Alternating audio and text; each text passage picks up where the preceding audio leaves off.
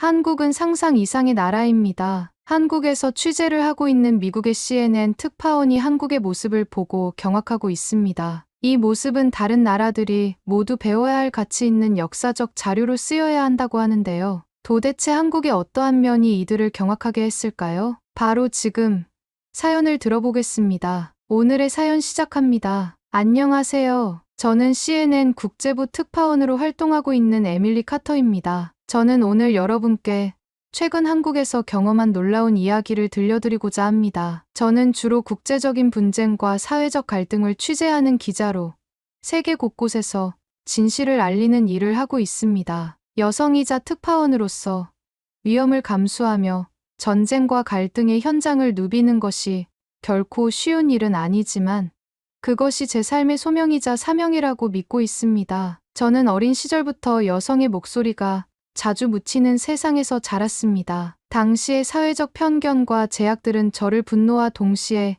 결심으로 이끌었습니다. 나도 무언가를 바꿀 수 있는 목소리가 되고 싶다는 생각은 제게 큰 동기를 부여했습니다. 그래서 저널리스트가 되어 세상 곳곳에 숨겨진 이야기를 세상에 알리고 싶었습니다. 대학에서 국제관계학을 전공하며 갈등 지역의 현실과 고통을 배우게 되었고 그곳의 진실을 알리는 것이 제가 할 수 있는 일이라고 결심했습니다. 여성으로서 현장에 나선다는 것은 종종 신체적, 정신적으로 더 많은 도전을 의미하지만 저는 그 어려움을 두려움보다 사명으로 받아들였습니다. 최근 한국에서 취재를 하고 있는데 앞선 해외의 시위 현장에서 느꼈던 경험과는 너무나 다른 분위기여서 놀라움을 금할 수 없었습니다. 특파원으로서 해외 취재를 나갈 때마다 사명을 가지고 임했지만 때로는 두려움이 저를 잠식했던 적이 많았습니다. 예를 들면 프랑스와 미국에서의 취재 경험이 그러했습니다. 프랑스에서의 취재는 제 삶에서 가장 극적이고 위험한 경험 중 하나였습니다. 2023년 6월 27일 파리 외곽 낭테르에서 17세 청소년 나엘이 경찰의 교통 단속 중 총격으로 사망한 사건은 프랑스 전역을 분노의 도가니로 몰아넣었습니다. 나엘은 무면허로 차량을 운전하던 중 경찰의 정지 명령을 따르지 않았고 이 과정에서 경찰의 총격이 가해져 현장에서 목숨을 잃었습니다. 이 사건은 프랑스 전역에서 항의의 불길을 지폈습니다. 초기에는 낭테르 지역에서 소규모로 시작된 집회가 곧 파리, 리옹, 마르세유 등 주요 도시로 확산되었습니다. 그러나 시위는 점차 폭동으로 변질되었고 거리는 차량 방화와 상점 약탈로 아수라장이 되었습니다. 시위대와 경찰은 거리를 장악하기 위해 끊임없이 충돌했으며 경찰은 최루탄과 물대포로 대응했습니다. 취재를 하던 저는 돌팔매와 폭발음 속에서 생명의 위협을 느끼는 순간이 많았습니다. 실제로도 취재팀이 파편에 맞아 응급차를 타고 병원으로 실려가는 모습도 봤기에 정신을 똑바로 차리지 않으면 큰일이 나겠다는 생각도 여러 번 했죠. 한 번은 불길이 치솟는 거리 한복판에서 몸을 숨길 곳을 찾으며 달려야 할 때도 있었습니다. 그 순간마다 공포가 엄습했지만 저를 움직이게 한 것은 제 사명이었습니다. 진실을 기록하고 이 사태의 근본 원인과 구조적인 문제를 세계에 알리는 것이 저의 의무였으니까요. 하지만 사명감만으로 공포를 완전히 덮을 수는 없었습니다. 매번 현장에 설 때마다 제 머릿속은 질문으로 가득했습니다. 만약 내가 다치면 어떡하지? 이번에는 무사히 돌아갈 수 있을까? 라는 생각들이 제 머리를 둘러싸며 공포감이 커져갈 때는 취재를 나서는 발걸음이 무거워지기도 했으니까요. 그럼에도 내가 맡은 바 임무를 다해야지. 세상 사람들에게 이 사건과 상황에 대한 심각성과 경각심을 일깨워 주어야 해. 라는 생각으로 사명감을 다시 붙잡고 동시에 제가 여기 있는 이유를 더 확고히 하는 계기로 여기며 전장에 나가는 군인처럼 마음을 굳게 잡고 현장으로 나가기 일쑤였습니다. 프랑스에서의 취재 동안 공포는 제 그림자처럼 따라다녔습니다. 멀리서 매번 폭발음이 울릴 때마다 심장이 철렁했고 시위를 하는 군중들 속에서 밀려 넘어질 때마다 생존을 위해 몸부림쳤습니다. 하지만 그 순간에도 시민들의 절박한 외침이 제 귀에 생생히 들려왔습니다. 그들은 단순히 분노를 표출하는 것이 아니라 오래된 부조리와 억압에 저항하고 있었습니다. 이 외침을 세계에 알리는 것이 저희 사명이라는 사실이 제 두려움을 뛰어넘게 했습니다. 취재팀의 안위를 위해 본사에서 거리를 두고 취재하라는 지시를 받고 이 선으로 빠져서 취재를 했지만 직접 일선으로 뛰어들지 않으면 그들의 생생한 목소리를 담을 수 없어 아쉬움이 컸습니다. 그리고 속으로는 앞으로 이런 일들이 일어나지 않길 바라는 마음이 들었어요. 모두가 다치고 피해를 입는 갈등의 대립은 민주주의 이념에서 옳지 않다고 생각했기 때문입니다. 하지만 이런 바램은 그리 오래가지 않았습니다. 바로 저의 모국인 미국에서 폭력 시위가 발생했기 때문이었죠. 미국에서는 2024년 4월 이스라엘 하마스 전쟁에 항의하는 대규모 시위가 전국적으로 확산되었습니다. 이스라엘의 가자지구 폭격과 팔레스타인 민간인의 희생이 국제적인 논란을 불러일으키며 미국의 친이스라엘 정책에 반대하는 목소리가 곳곳에서 터져 나왔습니다. 뉴욕, 로스앤젤레스, 시카고 등 주요 도시에서 수천 명의 사람들이 거리로 나섰고 초기에는 평화로운 행진과 집회로 시작되었습니다. 이때까지만 해도 저는 민주주의의 이념 아래 평화롭고 조화로운 집회로 마무리될 것 같았습니다. 하지만 시간이 지나면서 긴장이 고조되었고 일부 과격 분자들의 행동으로 상황은 급격히 악화되었습니다. 경찰은 최루탄과 고무탄을 사용해 시위대를 진압했으며 도로를 점거한 시위대와 물리적 충돌이 발생했습니다. 일부 지역에서는 시위대와 경찰 사이의 긴장이 극에 달하며 체포된 사람들이 속출했습니다. 공공기물 파손 사건도 보고되었지만 대부분의 참가자들은 비폭력적 시위의 원칙을 지키려 했습니다. 취재 중 저는 한 시위대를 만나 그들의 이야기를 들을 수 있었습니다. 한 참가자는 이 시위는 우리의 분노만이 아니라 우리의 희망을 세상에 알리기 위한 겁니다. 자유의 나라 미국에서 물리적 충돌이라뇨?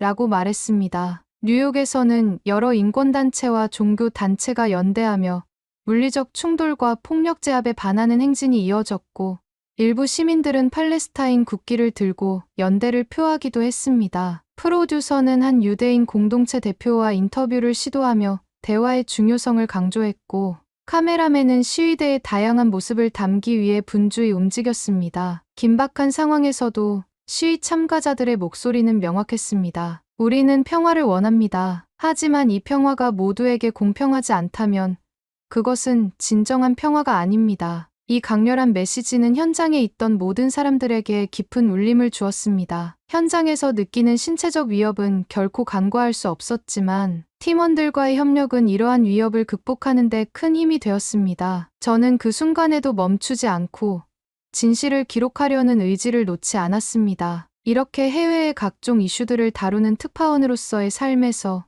저는 시위 현장에 대한 두려움과 공허함, 공포심이 더 커지기 시작했습니다. 몇몇 동료들이 취재 중 부상을 입거나 납치를 당하고 심지어 사망까지 이르는 이야기들을 접하며 위험한 일들이 비일비재한 특파원으로서의 삶을 유지해야 하는지에 대한 자의적 혼란이 제 머리를 지배하기 시작한 것이죠.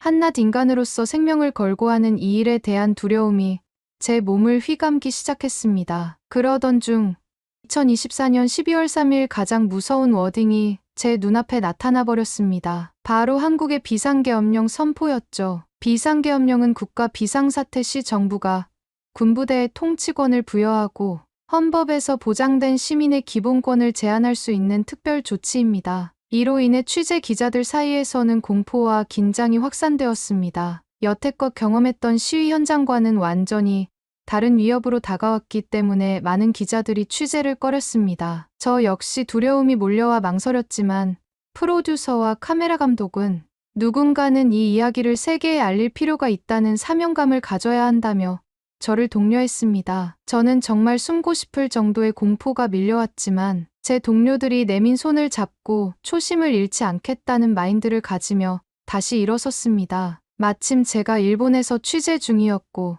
한국과 가장 가까운 위치에 있었기 때문에 발 빠르게 대응하기 위해 비행기에 몸을 실어 한국으로 향했습니다. 공항으로 가는 길부터 저는 이미 만반의 준비를 하고 있었습니다. 그러나 동시에 마음 한구석에는 두려움이 자리 잡고 있었습니다. 비상계엄령은 한국의 역사 속에서 군사정권 시절 억압적 통치와 연관되어 있다는 사실을 알았기 때문입니다. 미국에서 자란 저로서는 이러한 상황이 생소했지만 취재를 통해 들은 과거 사건들은 그 긴장감을 충분히 상상하게 만들었습니다. 이번에도 폭력적인 충돌 현장을 마주하게 될 것이라 예상했습니다. 시위대와 군부대가 충돌하며 혼란이 벌어질 것이라는 불길한 예감이 머릿속을 맴돌았습니다. 군부대가 동원된다는 뉴스는 긴장을 높였고 한국의 역사적 맥락에서 비상계엄령이 어떤 의미를 지니는지 알게 되며 이번에도 혼란과 폭력의 현장을 마주할 가능성을 걱정하게 만들었습니다. 비행기 안에서 내내 복잡한 감정이 교차했습니다. 두려움과 기대, 그리고 이 이야기를 세상에 전해야 한다는 무거운 책임감이 제 가슴을 조였습니다. 한국에 도착해서 휴대폰을 확인해 보니 비상계엄령이 한국의 국회의원들의 투표로 해제되었다는 사실을 확인했습니다. 그 순간 가슴 깊이 안도의 한숨이 나왔습니다. 다행이다 라는 생각이 들면서도 사태가 이렇게 빠르게 전개된 것에 대한 놀라움이 뒤따랐습니다. 하지만 비상계엄령을 내린 대통령에 대한 탄핵을 추진하자는 시위가 발생했다는 이야기를 접하고 우리 팀은 국회로 향했습니다. 국회 앞은 긴장감과 기대가 뒤섞인 독특한 분위기였습니다. 많은 시민들이 국회 건물 앞에 모여 대통령 탄핵을 촉구하며 구호를 외치고 있었습니다. 시위대는 다양한 피켓과 깃발을 들고 있었고 질서를 유지하며 평화적으로 자신들의 의견을 표현하고 있었습니다. 그 순간 제 눈에 상상할 수 없는 일이 벌어졌습니다. 한국의 시민들은 집회가 시작되기 전부터 집회가 가능한 구역에서만 집회를 하고 평화적 목소리만 높였고 폭력이 벌어질 법한 긴박한 상황 속에서도 서로를 존중하며 시위에 임하는 것이었어요. 더욱더 놀라운 것은 집회 중간중간에 바닥에 떨어진 쓰레기들을 주우며 주변을 정리하고 다시 시위를 하는 모습에 경악을 금치 못했습니다. 그중 가장 놀라웠던 것은 일부 시민들이 아이돌 응원봉을 들고 나와 시위 현장을 밝히고 있었다는 점이었습니다. 현장에서 이야기를 들어보니 과거 한국에서 중요한 시위 때 시민들이 진실의 촛불을 들고 집회를 열었던 전통이 있었는데 이번에는 촛불 대신 영원히 꺼지지 않는 빛을 상징하는 아이돌 응원봉으로 대체했다고 했습니다. 나중에 찾아보니 아이돌 응원봉은 전 세계에서 한국이 최초로 발명한 것이라고 하더군요. 이는 단순한 대체물이 아니라 지속적인 연대와 희망의 메시지를 담은 상징으로 받아들여졌습니다. 이 이야기를 듣고 저는 놀라움과 감동을 동시에 느꼈습니다. 응원봉의 밝은 빛은 어두운 밤을 환하게 밝혔고 이는 단순한 시위를 넘어 문화적 연대와 창의적 표현의 장으로 보였습니다. 시민들은 노래를 부르며 시위에 참여했고 주변에서는 자발적으로 질서를 유지하고 쓰레기를 정리하는 모습도 보였습니다. 국회 주변의 긴장된 분위기 속에서도 이러한 평화로운 움직임은 인상 깊었습니다. 광장에 모인 수많은 시민들은 질서 정연하고 평화로웠습니다. 손에는 피켓을 들고 구호를 외치며 어린아이와 함께 나온 가족들의 모습이 눈에 띄었습니다. 한 여성 참가자와 이야기를 나누던 순간이 떠오릅니다. 그녀는 평화롭게 우리의 목소리를 내는 것이 우리의 민주주의를 지키는 방법이라고 말했습니다. 그녀의 말은 단순했지만 제 가슴 깊은 곳을 울렸습니다. 이어 한 20대 대학생과 이야기를 나눴습니다. 그는 우리는 더 나은 미래를 원합니다. 이건 단지 정치적 문제가 아니라 우리 세대가 이어받을 사회를 바로잡는 과정입니다. 라고 말하며 진지한 눈빛을 보였습니다. 또 한 중년의 시민은 이런 평화로운 방식으로도 목소리를 낼 수 있다는 걸 우리 아이들에게 보여주고 싶어 이곳에 나왔습니다. 라고 했습니다. 그의 말에 담긴 자부심이 저에게도 전해졌습니다. 심지어 한 고등학생은 아이돌 응원봉을 들고 나왔어요. 이건 단순히 재미로 하는 게 아니에요. 이 빛은 영원히 꺼지지 않을 희망의 상징이니까요. 라고 말하며 환하게 웃었습니다. 이 모든 사람들의 이야기는 저를 깊이 감동시켰고 제가 목격했던 폭력적인 시위와는 너무나 다른 성숙한 민주주의의 한 장면을 보여주었습니다. 그날 밤 숙소로 돌아와 취재 내용을 정리하며 깊은 생각에 잠겼습니다. 여러 외신들이 한국의 시위와 집회를 극찬했다는 소식도 접했습니다. 역시 문화 강국이다.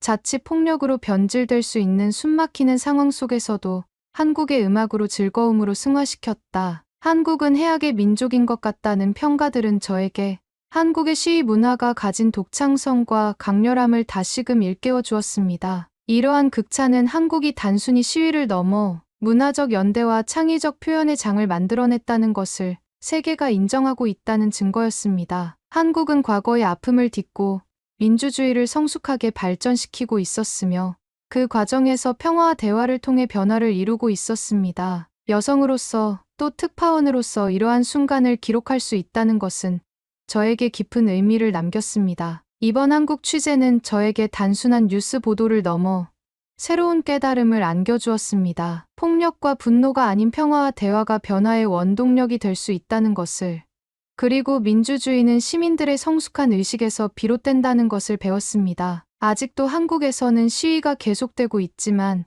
이곳의 시민들은 이를 질서 정연하고 평화롭게 이어가고 있습니다. 이전에 경험했던 나라들의 혼란과 대비되는 한국의 시위와 집회가 무사히 마무리될 때까지 특파원으로서 이 이야기를 끝까지 기록하고 세계에 전하겠다는 각오로 임할 것입니다. 그리고 전 세계 모든 사람들이 이처럼 평화적인 방법으로 시위와 집회를 통해 목소리를 내며 갈등을 대화로 풀어나가는 세상을 만들어 가길 진심으로 바랍니다. 오늘의 사연은 여기까지입니다. 최근 비상계엄령 선포 이후 모든 국민들의 촉각이 곤두서 있죠. 저도 뉴스를 계속 보며 심각한 나라의 정세에 고민이 많은데요. 외국의 한 일간지에서는 한국의 비상계엄령 사태에 대해 젊은 세대들이 가장 큰 충격을 받았다고 합니다. 역사에서만 보던 사태를 직접 경험하고 있는 것인데요. 이로 인해 한국 문화를 즐기는 젊은 세대들에게 한국이라는 이미지가 우러러보는 화려한 모습에서 껍데기만 화려하고 속은 썩은 계란처럼 보인다고 합니다. 이런 모습들을 보면 참 안타깝습니다. 하루빨리 해결되길 진심으로 바라겠습니다. 그리고 최근 독감과 코로나가 다시 유행하고 있다고 합니다. 코로나 변형체가 추위에 적응을 했다는 학설도 제기된 만큼 조심해야 할 것 같습니다. 그리고 외부와 내부 공기의 온도차가 달라서 독감에 걸리기 쉬운 목 상태가 유지된다고 해요. 목 건강이 독감과 코로나의 가장 좋은 예방법이라고 합니다. 마스크는 필수로 착용하시는 것을 권장드리며 목을 마르게 하는 차나 커피는 되도록 멀리하고 미온수 섭취로 목을 항상 촉촉하게 유지해주는 것이 좋다고 해요.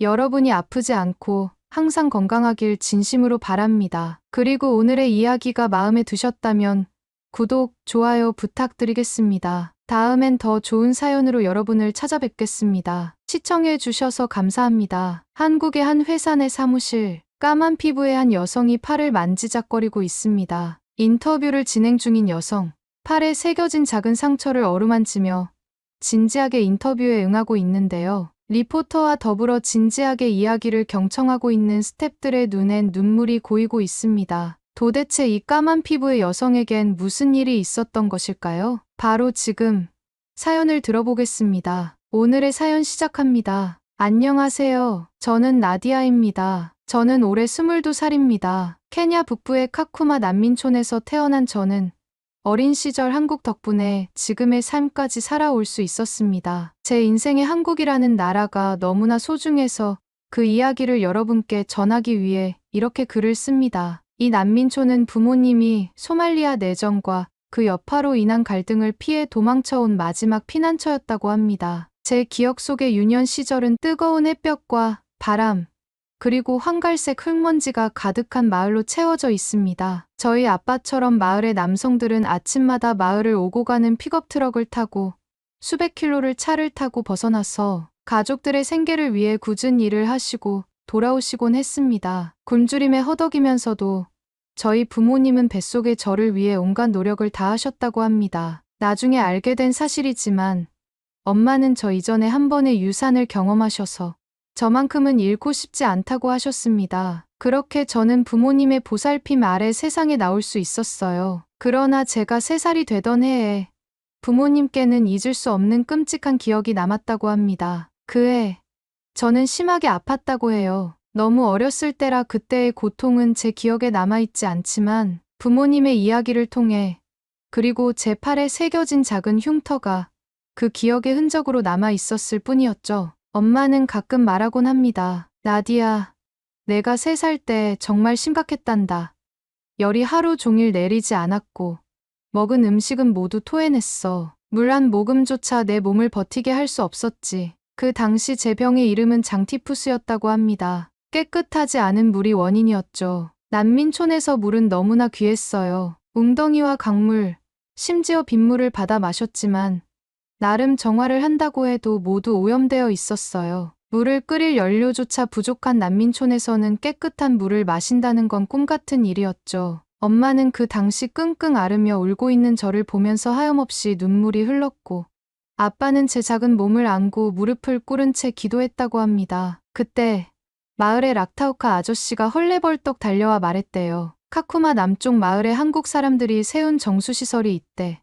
깨끗한 물을 나눠주고 병에 걸린 사람도 약을 받을 수 있다더라. 부모님은 그 말을 듣자마자 저를 낡은 천에 감싸 출발 준비를 했대요. 아빠가 아침마다 출근하던 트럭 사장님에게 사정사정을 해서 트럭을 타고 남쪽 마을로 향했대요. 뜨거운 사막의 태양 아래에서 수백 킬로미터를 달리며 엄마는 온몸으로 태양빛을 가리며 저를 안고 가셨습니다. 열을 식히기 위해 이마를 연신 쓸어내리며 나디야, 조금만 더 버텨. 우리 곧 도착할 거야. 라고 속삭이셨대요. 드디어 도착한 그곳은 부모님께 한 줄기 희망과도 같았습니다. 하얀 물탱크에선 깨끗한 물줄기가 흘러나오고 임시 텐트가 설치되어 있는 곳에서 한국이라는 나라에서 왔다는 사람들을 목격했다고 합니다. 그들은 부모님께 깨끗한 물과 약을 주며 저희 몸을 회복시키기 위해 필요한 것들을 알려주었고 임시 병상에 저를 눕히고 경과를 지켜봐줬다고 합니다. 엄마는 지금도 그 순간을 기억하며 눈물을 글썽입니다. 나디야, 그들이 준 물과 약이 너를 살렸어. 그때 우리가 그런 도움을 받지 못했다면 내가 지금 이렇게 서 있을 수 없었을 거야. 제 팔뚝에 지금도 남아있는 작은 흉터는 임시 병상에서 한국 구호팀이 농양을 제거하기 위해 고름을 짜내었던 수술 자국이라고 했습니다. 열악한 환경에서 치료를 받아서 흉터가 사라지진 않고 남아있게 된 흔적이지만 엄마에게는 그 흉터가 제 생존의 증거라고 하셨어요. 저는 팔뚝의 작은 흉터를 바라볼 때마다 한국이라는 나라와 그 사람들이 제게 준 삶의 기적에 대해 깊은 감사함을 느꼈어요. 그런데 한국의 선행은 거기서 멈추지 않았습니다. 그 후로 한국 구호팀은 정수시설을 우리 마을까지 확장시켜 주었습니다. 마을 곳곳에 물탱크가 설치되고 깨끗한 물에 누구나 쉽게 접근할 수 있도록 만들어졌습니다. 그들은 단순히 물을 제공하는 데 그치지 않고 정기적으로 방문해 물탱크를 점검하고 주민들에게 위생 교육과 간단한 의료 지원도 아끼지 않았습니다. 부모님은 마을 주민들과 함께 시설 관리 교육을 받으셨고 이를 통해 우리 마을은 점점 더 자립할 수 있는 기반을 갖추게 되었습니다. 제가 건강해진 이후에도 한국 구호팀의 지원 아래 삶은 더욱더 나아졌습니다. 깨끗한 물을 떠오기 위해 물통을 들고 물탱크로 갈 때마다 물탱크에서 깨끗한 물을 받을 때마다 엄마가 하던 말을 계속 되새기게 했죠. 깨끗한 물 덕분에 제가 건강히 자라게 되었고 마을의 주민들이 더 나은 삶을 향유할 수 있었던 겁니다. 가끔 이웃들은 저를 보고 행운아라는 말을 많이 내뱉었어요. 제가 아프지 않았다면 저희 마을에 이런 시설들이 지원이 들어오지도 못했을 거라고 하더라고요. 저는 마을의 어르신들에게 예쁨을 받으며 자라게 되었습니다. 저는 점점 자라가면서 한국 구호팀의 지원이 단순히 저를 살리는 데 그치지 않고 우리 마을 전체의 삶을 변화시켰다는 것을 직접 느끼게 되었습니다. 그들이 우리에게 보여준 관심과 사랑은 제게 큰 영감을 주었습니다. 한국 구호팀이 유엔 난민기구, NGO들에 제안하여 카쿠마 인근 난민촌의 아이들을 위해서 교육 프로그램을 설립하게 된 덕분에 저는 학교에 다니며 공부를 시작할 수 있었습니다. 이들은 기초 교육뿐만 아니라 저희 같은 난민 아이들이 스스로 삶을 개선할 기회를 제공하기 위해 노력해 주었습니다. 학교는 저희 난민촌 내부에 마련된 작은 교실이었습니다. 책상은 낡았고 칠판은 군데군데 갈라져 있었지만 그곳은 제게 세상에서 가장 소중한 공간이었습니다. 매일 아침마다 각 난민촌의 친구들이 차를 타고 우리 마을로 모였고 학교에서 만난 선생님들은 제가 읽고 쓰는 법을 배우도록 도와주셨고 또 같이 놀아주며 학교의 즐거움을 일깨워 주었습니다. 친구들과 함께 웃고 떠들며 새로운 세계를 탐구할 수 있었어요. 저는 점점 더 공부에 흥미를 느꼈습니다. 자그마한 마을에서 살던 제게 넓은 세상과 방대한 지식은 제 호기심을 자극하기 충분한 요소들이었습니다. 배움을 통해 제 삶이 변할 수 있다는 희망이 생겼습니다. 책과 연필을 손에 쥔다는 것이 얼마나 특별한 일인지 매일 깨달으며 학업에 매진했죠. 어릴 적 병을 앓아서 죽다 살아났다는 부모님의 말씀을 들을 때마다 제 생명이 소중함을 느꼈고 그 소중함이 무럭무럭 자라 책과 연필을 쥐고 있었으니까요. 그리고 무엇보다도 어릴 적부터 우리를 도와주었던 한국 구호팀이 주기적으로 마을에 방문했을 때마다 저는 그들과 소통하기 위해 한국어도 배우기 시작했습니다. 구호팀의 한 직원이 저를 위해 간단한 한국어 단어를 적어주며 가르쳐 준 적도 있습니다. 안녕하세요와 같은 기본 인사말부터 물품 상자에 적힌 한글을 읽는 법까지 저는 그들과의 소통을 통해 언어를 조금씩 익혀갔습니다. 저는 한국어를 배워서 언젠가 꼭 그들에게 감사 인사를 하고 싶었어요. 저의 작은 열정은 저를 더 노력하게 했습니다. 한 번은 한국 구호팀이 모두 떠나고 난 후 가져왔던 물품 상자에 적힌 한글을 소리 내어 읽으려고 머리를 쥐어짜며 애쓰던 기억이 아직도 생생합니다. 시간이 흘러 저는 카쿠마를 벗어나 인근 도시의 고등학교로 진학할 수 있었습니다. 이 기회는 한 NGO의 지원 덕분에 가능했습니다. 저는 뛸듯이 기뻤고 때마침 저희 마을을 방문했던 한국의 구호팀에게 이 이야기를 자랑했죠. 한국 구호팀은 저를 축하해 주었고 저는 기분이 너무나 좋았습니다. 그리고 다음 날 구호팀의 자원봉사자로 온 지윤이라는 언니가 저를 불렀어요. 저는 해맑은 웃음을 보이며 언니에게 다가갔죠. 나디야, 고등학교 들어간다면서? 너무 잘 됐다. 앞으로 공부 꾸준히 하고 훌륭한 사람이 되어서 여기 있는 모두를 위해 힘써야 해. 알겠지?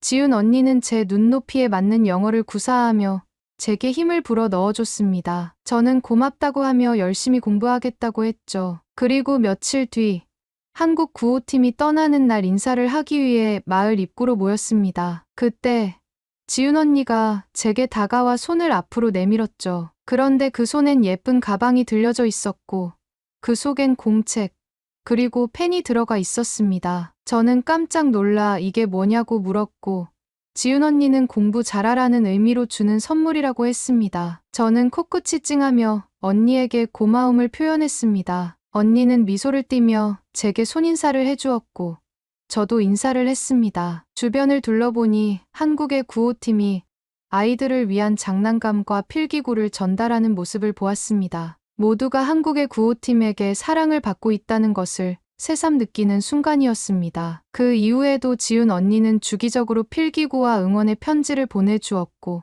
저는 그 감사함을 마음에 새기며 더 열심히 공부에 임했습니다. 학업에 충실히 할 때마다 저는 더욱더 흥미진진해졌습니다. 공부는 단순히 지식을 얻는 것을 넘어 제게 자립의 길을 열어주는 열쇠가 되어주는 것 같았습니다. 그러다 보니 더욱 공부를 즐기게 되었고 삶의 목표도 하나둘씩 정해지기 시작했습니다. 그중 가장 이루고 싶은 꿈은 바로 어릴 적부터 꿈꿔왔던 한국과 케냐를 잇는 가교가 되고 싶다는 꿈이었습니다. 한국에게 제 삶을 행복하게 해주었다는 것에 대한 고마움을 갚고 싶은 마음이 항상 들었기 때문입니다. 그것 때문이었을까요?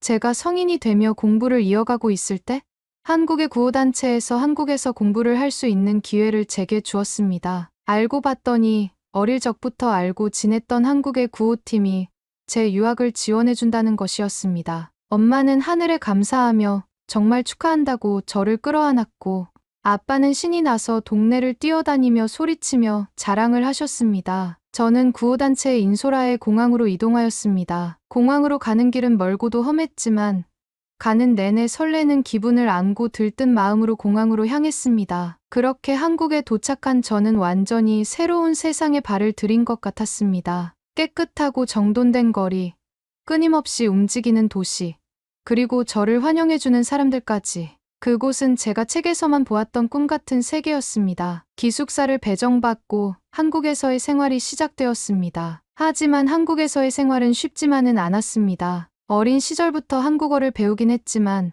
발음과 억양을 정확히 구사하는 것은 여전히 어려웠습니다. 특히 긴 문장을 말할 때면 자주 단어를 잊어버리기도 했습니다. 이러한 언어적 장벽에 더해 문화의 차이, 그리고 새로운 환경에 적응하는 데 많은 노력이 필요했습니다. 그러나 저는 포기하지 않았습니다. 대학 강의실에서 밤늦게까지 공부하며 한국어 학당을 나가면서 틈틈이 한국어를 더 완벽히 배우기 위해 노력했습니다. 제가 한국에 올 수 있도록 도와준 사람들에게 보답하기 위해서라도 반드시 성공하고 싶었습니다. 그러던 어느 날 뭔가 모르게 외로움이 느껴지기 시작했습니다. 한국의 외국인 친구들과의 생활이 외로움을 잊게 해줄 줄 알았지만 그것은 오래가지 않았죠. 그리고 특히 한국에서 물을 마시기 위해 정수기를 바라볼 때면 고향의 부모님이 생각이 났습니다. 깨끗한 물을 마실 때마다 제가 아팠을 때 고생하신 부모님, 깨끗한 물이 마을에 나올 때 환호하던 부모님의 얼굴이 계속 떠올랐습니다. 평소 연락을 취하려고 해도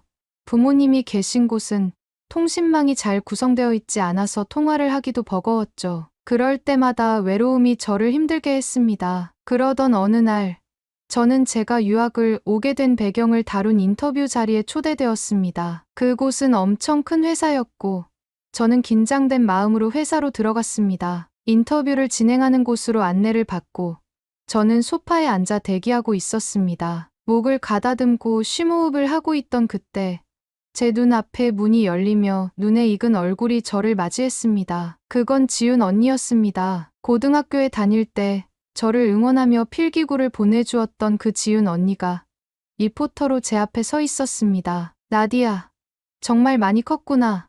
이렇게 한국에서 만나게 될 줄은 몰랐어. 그녀는 반가운 표정으로 다가왔고 저는 너무 놀라 잠시 말을 잊었습니다. 지윤 언니, 정말 반가워요. 제가 여기까지 올 수 있었던 건 언니 덕분이에요. 그녀는 미소를 지으며 말했습니다. 아니야, 나디야, 내 노력 덕분이지. 내가 그때 공책을 소중히 아끼며 공부하던 모습이 아직도 생생해. 정말 자랑스럽다. 저는 이게 무슨 일이냐고 물었어요. 그러자 지윤 언니는 자신이 다니는 회사에서 리포터로 일하고 있다고 했죠. 그리고 여기는 자신이 케냐에서 구호 활동을 할 때 도움을 준 곳이라고 설명했어요. 지윤 언니와 함께 인터뷰를 시작하게 되면서 화기애애한 분위기 속에서 인터뷰는 원활하게 흘러갔습니다. 난민촌에서 병으로 고생했던 어린아이에서 어엿한 숙녀가 된 저를 향한 관심이 쏟아졌죠. 한국 구호팀과의 스토리를 얘기할 때는 모두가 이야기에 몰입하는 듯한 분위기까지 연출되었습니다. 때론 지윤 언니와 웃으며 얘기하고 난민들의 이야기를 할 때는 진지해지며 인터뷰는 성공적으로 마무리되었습니다. 지윤 언니와 마지막으로 깊은 포옹을 한 뒤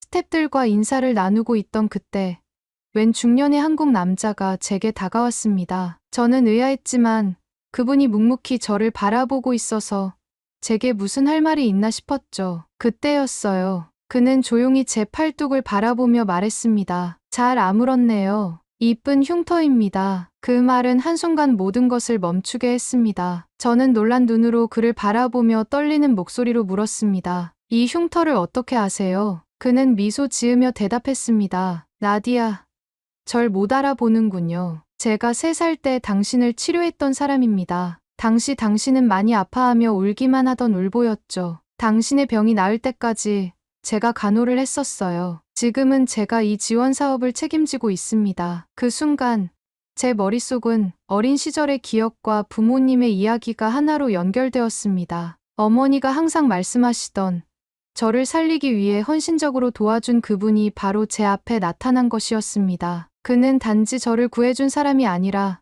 제 삶의 방향을 만들어준 은혜로운 분이었습니다. 순간 제 눈에는 눈물이 차올랐고 저는 깊이 고개를 숙이며 말했습니다. 정말 감사합니다. 제가 이 자리에 설 수 있는 것은 모두 당신 덕분입니다. 그는 고개를 저으며 말했습니다. 당신이 이 자리까지 온 것은 당신의 노력 덕분입니다. 이제 당신도 누군가에게 희망을 줄 수 있을 겁니다. 이 말을 들은 지윤 언니와 스태프들은 하나의 공간에서 모두 울음바다가 되어버렸습니다. 지윤 언니도 저와의 관계를 몰랐던 것처럼 중년의 남자를 향해 대박이라고 소리쳤고 스태프들은 박수를 치며 아름다운 순간을 축하해 주었습니다. 인터뷰가 끝나고 식사 자리에서 모든 얘기를 들을 수 있었습니다. 현재 이 회사는 여전히 저개발국의 난민촌과 마을을 방문하여 그들에게 깨끗한 식수를 제공하기 위해 노력하고 수많은 자선단체와 협업하여 교육 및 의료 지원까지 진행하고 있었습니다. 매년 자원봉사자를 선별하여 자원봉사자들에게 온전한 봉사의 기회를 제공하기 위해